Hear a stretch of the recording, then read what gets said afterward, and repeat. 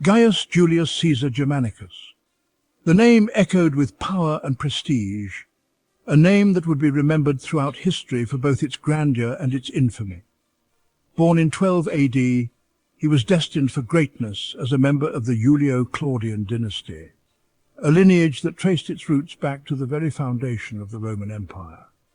His great-uncle was Augustus, the first Roman emperor, a man who had transformed Rome from a republic into a powerful empire. His father, Germanicus, was a beloved general, celebrated for his military prowess and his loyalty to Rome. Young Gaius, however, would become infamous by another name, Caligula, meaning little boots. This nickname came from his time spent in military camps with his father, where he was often seen dressed in a miniature soldier's uniform.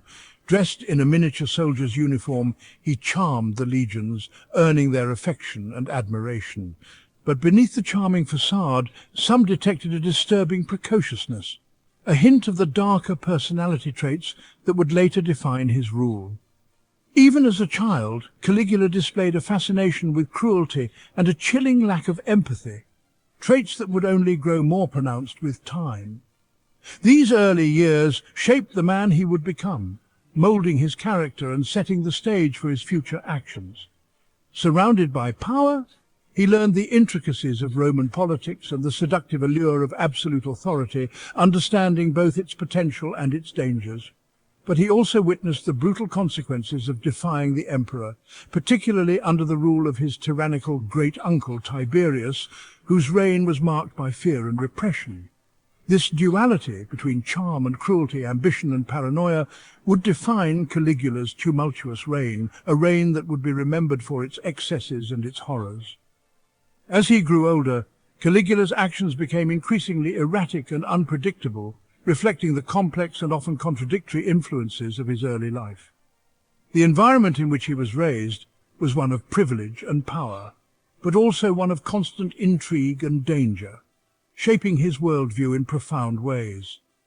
Living in the shadow of the imperial palace, he was acutely aware of the precarious nature of power, a lesson that would stay with him throughout his life.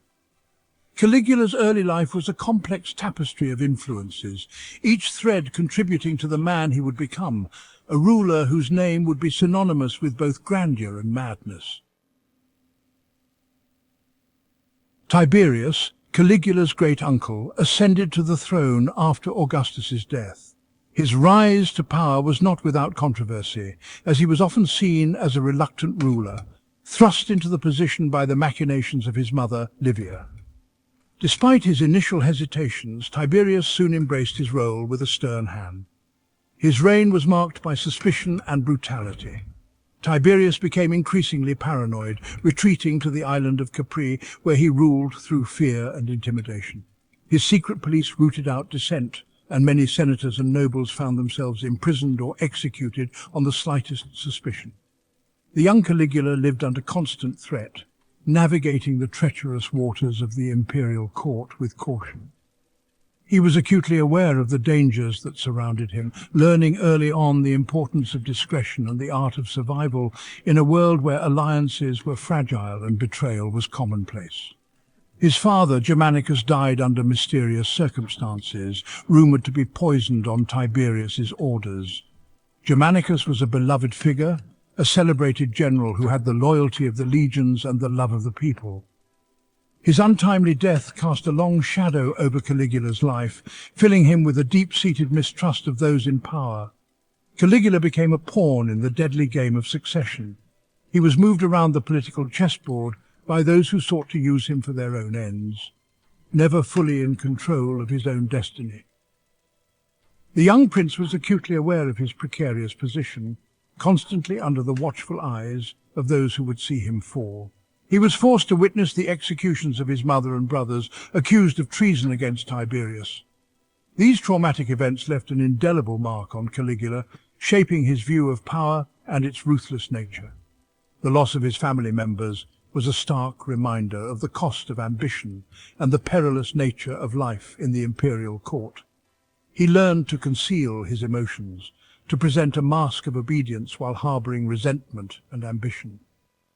Caligula's ability to hide his true feelings became one of his greatest strengths, allowing him to survive in an environment where showing weakness could be fatal. Behind his stoic facade, he nurtured dreams of power and revenge. When Tiberius finally succumbed to old age, or perhaps poison, in 37 AD, Caligula, at the age of 24, became emperor. The transition of power was swift, and Caligula wasted no time in consolidating his position. He was determined to step out of the shadows and assert his authority, eager to prove himself as a leader in his own right. The Roman people, weary of Tiberius's oppressive rule, rejoiced.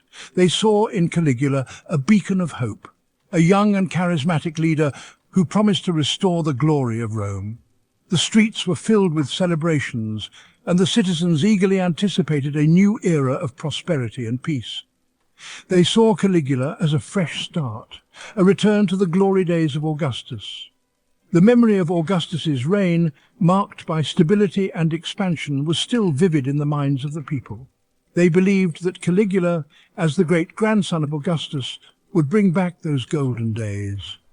They had no idea of the darkness that lurked beneath the surface. Caligula's reign would soon reveal a different reality, one that would shatter their hopes and plunge Rome into a period of chaos and terror. The young emperor's hidden depths of cruelty and madness were yet to be unveiled, casting a long and ominous shadow over the empire.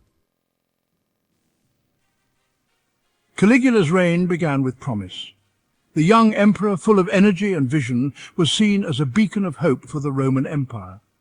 He launched ambitious building projects, restored temples, and sought to revive the grandeur of Rome's architectural heritage. His vision was to transform the city into a marvel of the ancient world. Caligula also organized lavish games to entertain the masses. These spectacles, featuring gladiatorial combats, chariot races, and theatrical performances, were designed to win the favor of the people and distract them from the hardships of daily life. He presented himself as a god-king, embracing the divine honors that Augustus had only cautiously accepted. Caligula's self-deification was a bold move, intended to solidify his authority and elevate his status above mere mortals. His early reforms were popular. He lowered taxes, pardoned prisoners, and implemented policies aimed at easing the financial burdens on the populace. These measures endeared him to the common people and created an image of a benevolent ruler. He also recalled those exiled by Tiberius, bringing back many who had been unjustly banished. This act of clemency was seen as a sign of his fairness and compassion. He seemed to be the benevolent ruler the people had longed for. Public celebrations and gatherings were filled with joy and hope, as citizens believed they were entering a new golden age under Caligula's rule. But beneath this veneer of generosity, a darker side was beginning to emerge. Whispers of his erratic behavior and unpredictable decisions started to circulate among the elite. Caligula's behavior became increasingly erratic. He began to make bizarre and irrational decisions, causing concern among his advisors and the Senate. He suffered a serious illness, which some historians believe may have affected his mental state. This illness marked a turning point in his reign, as his actions became more unpredictable and alarming. He began to exhibit signs of paranoia and megalomania. His distrust of those around him grew, and he started to see enemies and conspiracies everywhere. He declared himself a living god, demanding to be worshipped as such. This declaration shocked many, as it went beyond the traditional reverence shown to emperors and bordered on blasphemy. He indulged in extravagant luxuries and bizarre whims, pushing the boundaries of Roman morality and shocking even his closest advisors. His excesses and eccentricities became the talk of Rome, as the once promising ruler descended into madness. Section 4. Descent into Madness, Tales of Cruelty and Excess. Roman historians, writing after Caligula's death, painted a lurid picture of his reign. They described him as a monstrous tyrant, a madman who indulged in horrifying acts of cruelty. One story claims he made his horse a senator, Another tells of him building a floating bridge across the Bay of Naples simply to ride his horse across it. He was accused of incest with his sisters, of murdering senators on a whim, and of forcing families to watch their sons' executions. These accounts must be treated with caution. They were written by Caligula's enemies, men who had every reason to blacken his name. However, even allowing for exaggeration, there is no doubt that Caligula's reign was marked by cruelty and excess. Section 5. Power and paranoia, the darker side of Caligula's reign. While the more outlandish tales of Caligula's reign may be exaggerated, there's no denying the darkness that crept in. His paranoia grew, fueled by real and imagined conspiracies. He saw enemies everywhere, even among his closest advisors. His rule, initially marked by generosity, became increasingly tyrannical. He executed suspected rivals and confiscated their property to fund his lavish lifestyle. His paranoia extended to the Senate, which he viewed as a threat to his absolute power. He humiliated senators, subjected them to mock trials, and even executed some on trumped-up charges.